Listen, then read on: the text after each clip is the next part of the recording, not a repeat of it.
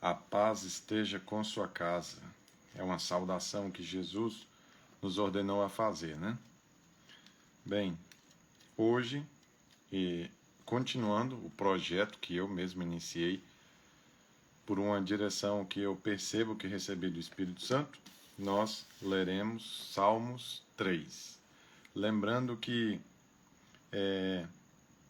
eu vou ir um pouco mais a fundo, né, do que normalmente as pessoas fazem, porque meu intuito é como se eu estivesse te pegando pela mão e te conduzindo a fazer o que normalmente você não faria.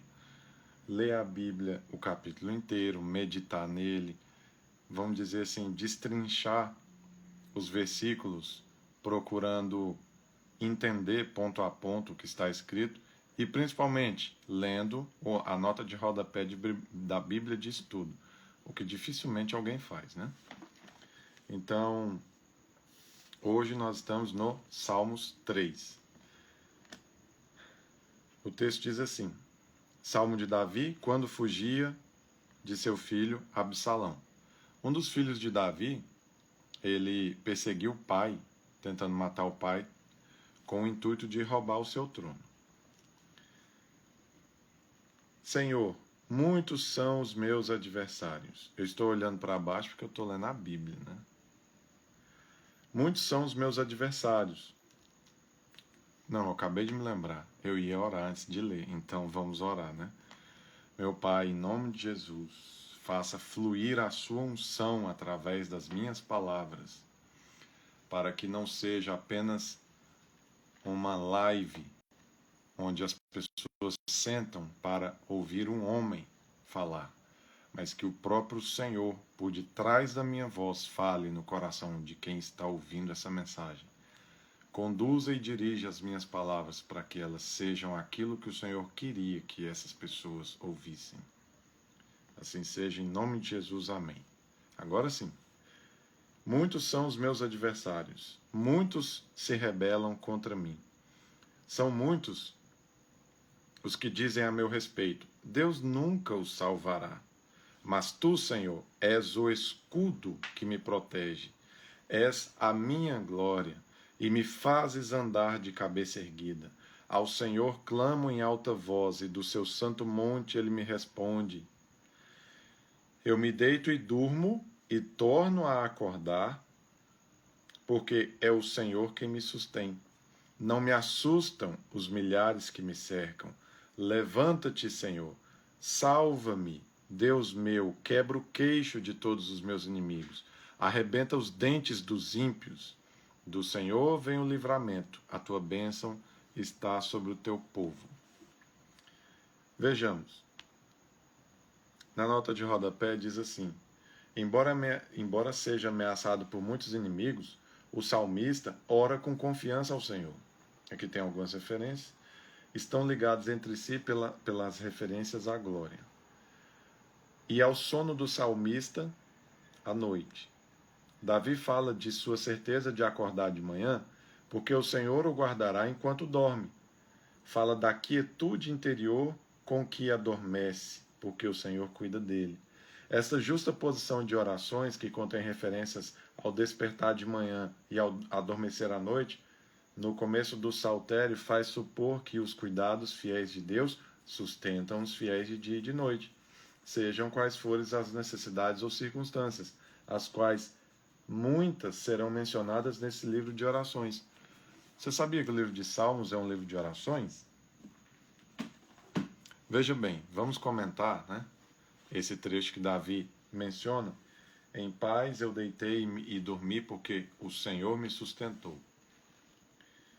Eu não sei se você sabe, mas no exército, quando os soldados brasileiros ou ucranianos ou russos, eles estão em guerra, você sabia que não se pode dormir todos os soldados?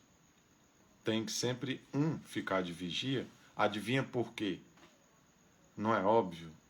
É porque se todos os soldados dormirem, vem um soldado inimigo e corta o seu pescoço com a faca, degola, arranca sua cabeça e leva como troféu a sua cabeça pendurada pelos cabelos.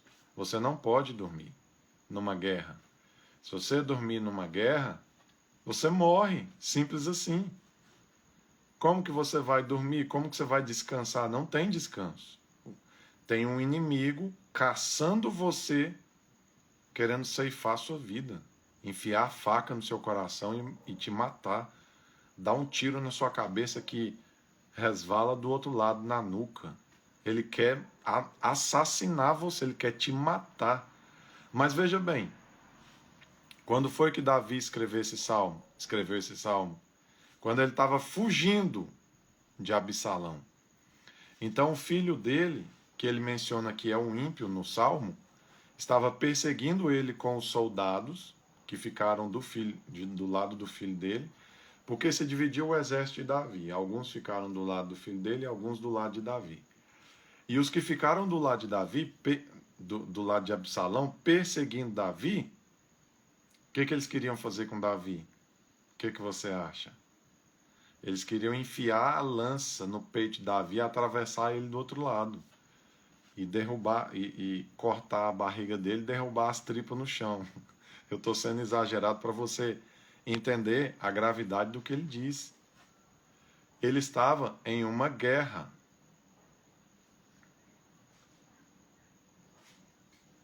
Tá, da próxima vez eu vou seguir o conselho do Heitor Santana. Dessa vez aqui vai me atrapalhar, então da próxima eu faço isso. Então, ele estava numa guerra. E ele, estando na guerra, o que aconteceu? Ele dormiu. E ele vem e diz o seguinte: por que eu dormi? Porque o Senhor está comigo. Ele diz: em paz eu deitei e dormi. Lembrando do contexto, ele estava sendo perseguido para ser morto pelo filho dele e os capanga. E ele conseguiu dormir na guerra. Você imagina, tem alguém perseguindo você para te matar. Aí você, durante a perseguição, simplesmente acha um pedaço de terra ali, pega uma pedra, reclina a sua cabeça e dorme, sabendo que o cara tá varado, acordado a noite inteira, procurando você para te degolar, para te matar, para ceifar a sua vida. Você teria paz de dormir? Você já parou para pensar nisso? Será que você teria paz de dormir, sabendo que você não pode acordar? Sabe o que isso demonstra? Que Davi era um homem que confiava no Senhor totalmente, a ponto de ignorar o risco, ignorar o perigo. Agora eu vou te dar um segundo exemplo disso. Sabe qual que é o segundo exemplo disso? De uma pessoa que em paz se deitou e dormiu, apesar da circunstância de morte estar do lado dela? Jesus.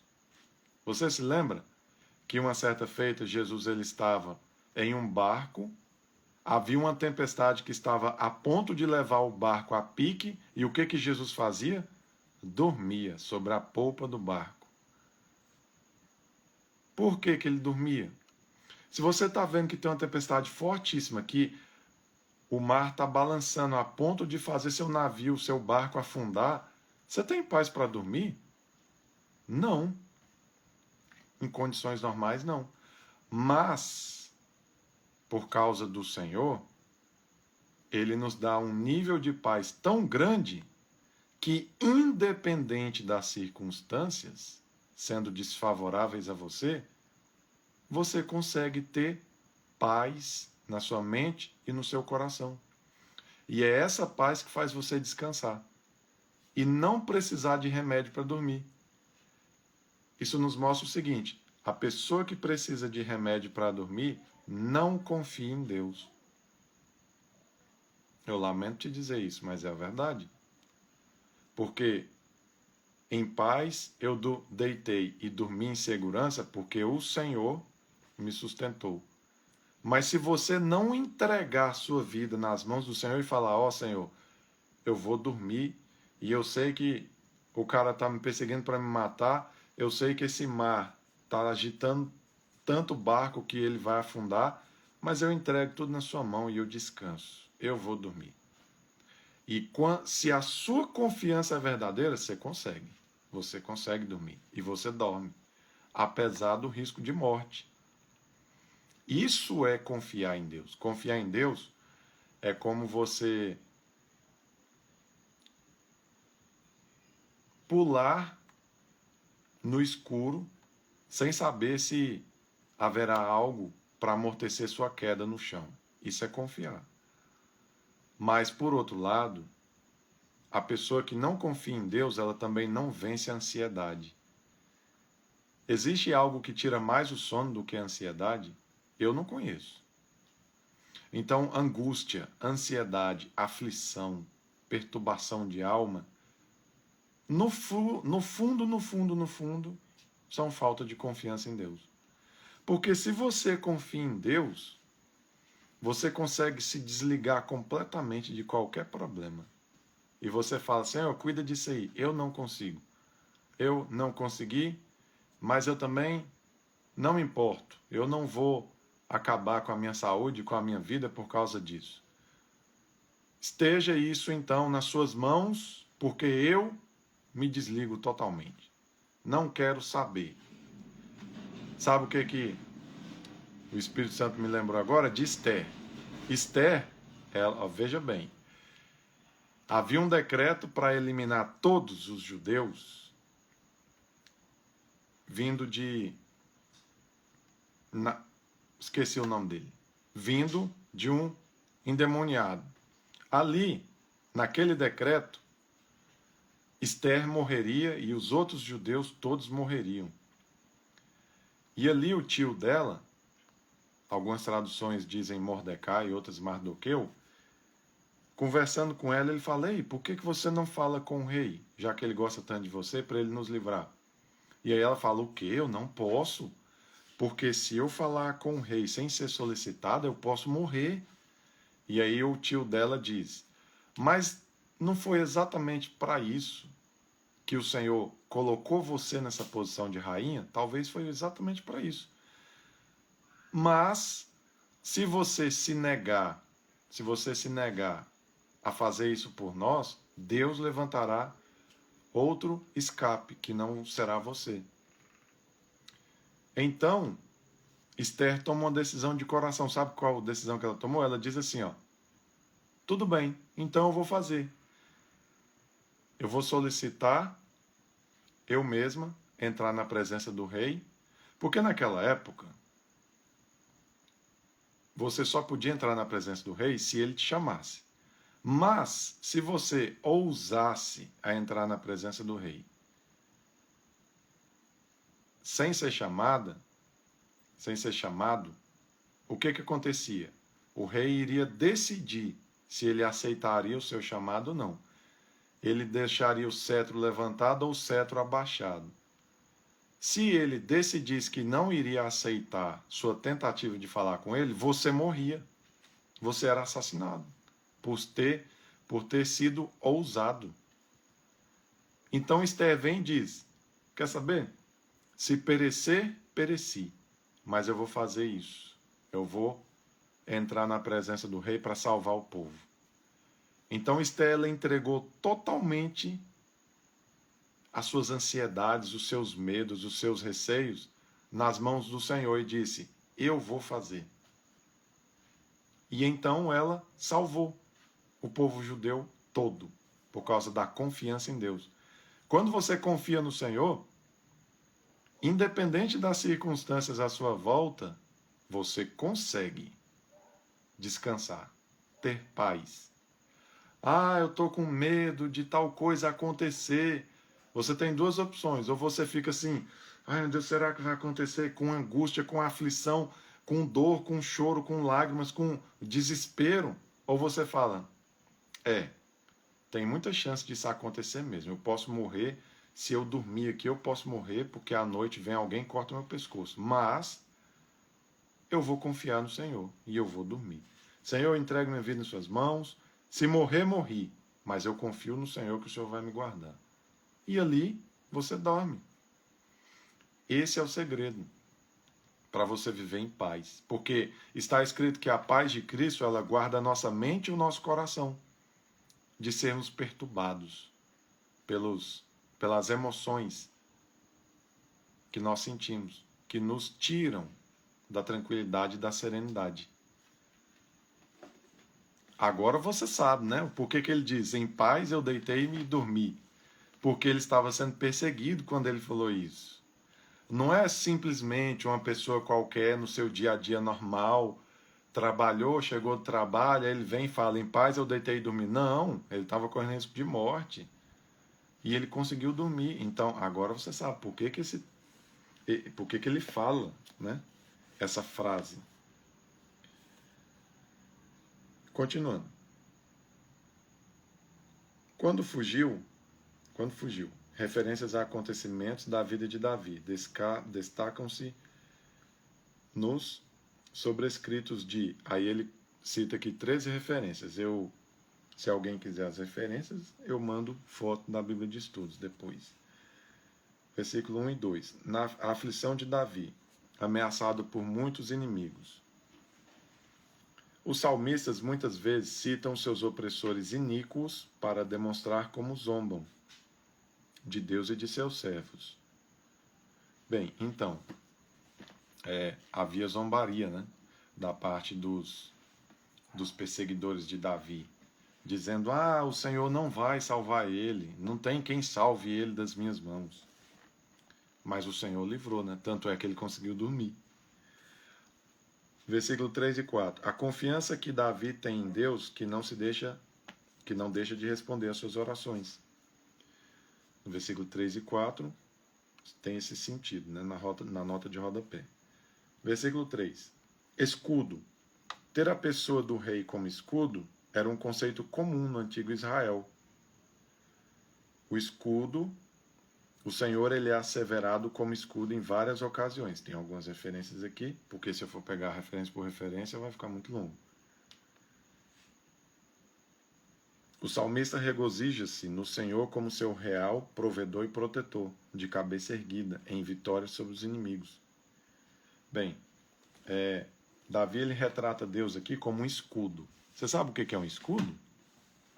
O escudo, nessa época, né? Hoje em dia a gente não usa mais. Hoje em dia seria o quê? Já sei. O colete à prova de balas. Então o policial ele coloca, né, uma roupa onde tem umas placas de aço de 4 ou mais milímetros que a bala bate na placa e fica nela, não perfura o corpo dele. Mas naquela época não existia o colete à prova de balas, mas existia o escudo. Geralmente ele tinha duas alças que pegavam aqui e uma aqui. Então eles tinham um escudo onde eles defendiam das espadas dos inimigos, das lanças e das outras armas perfurantes, né? Só que ele vem e compara Deus como um escudo. Deus, ele é aquele que você coloca ele e a partir desse momento ele te protege de todas as ameaças, de todo o mal que possa chegar até você.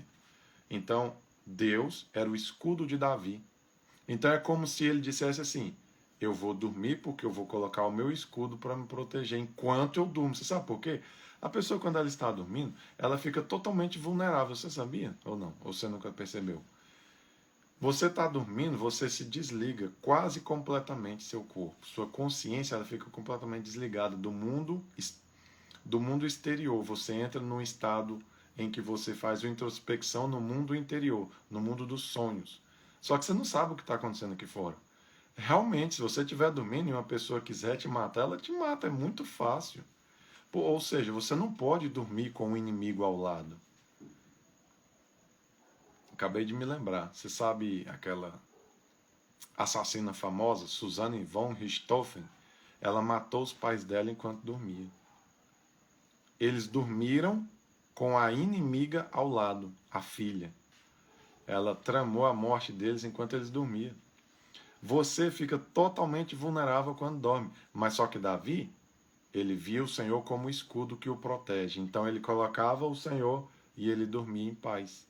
E os inimigos não conseguiam superar o Senhor para chegar nele. Porque para um colete, quer dizer, para uma bala perfurar um policial que usa um colete, ela tem que transpassar o colete.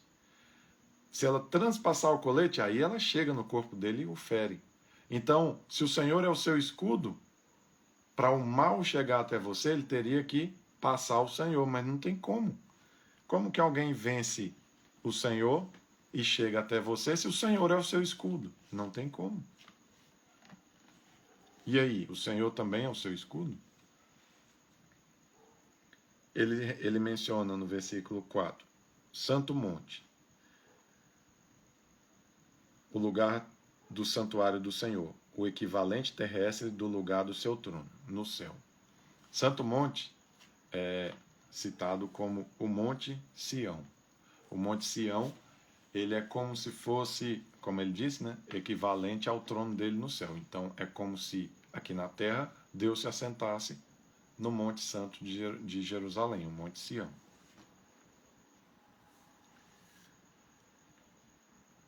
Mesmo enquanto a vigilância do próprio Davi é entregue ao sono, o Senhor vigilante o preserva. Salva-me, a linguagem idiomática muitas vezes coloca antes do imperativo que conclama a ação imediata, um apelo que para a pessoa se levante. Levante-se.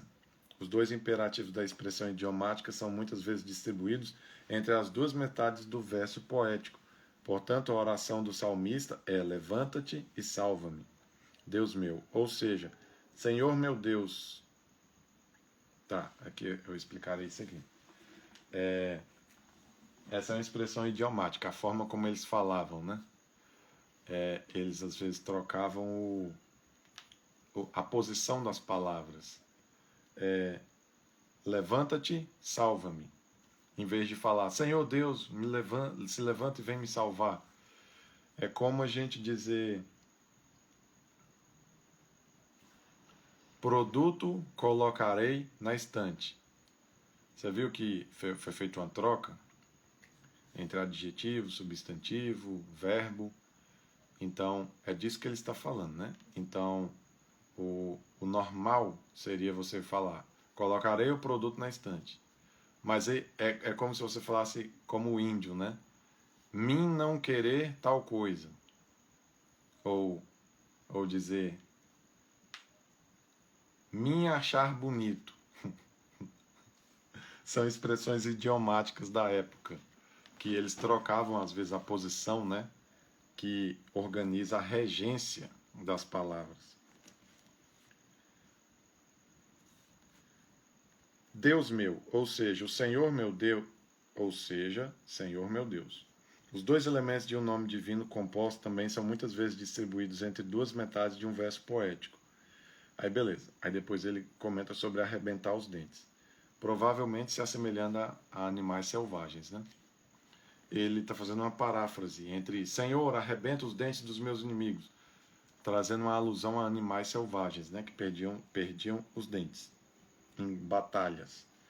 Do Senhor vem o livramento, característica das orações do saltério, é uma expressão final de confiança de que a oração foi ou será atendida. Porque a maioria desses salmos, talvez até todos, eles eram orações escritas, né? Então ele escrevia uma oração e nessa escrita de oração ela se tornava o salmo, né? É como se você estivesse transcrevendo a sua oração. É como não, é exatamente isso. E quando ele diz do Senhor vem o livramento, é como se ele dissesse, eu acabei de orar, mas eu tenho certeza que Deus vai intervir por mim.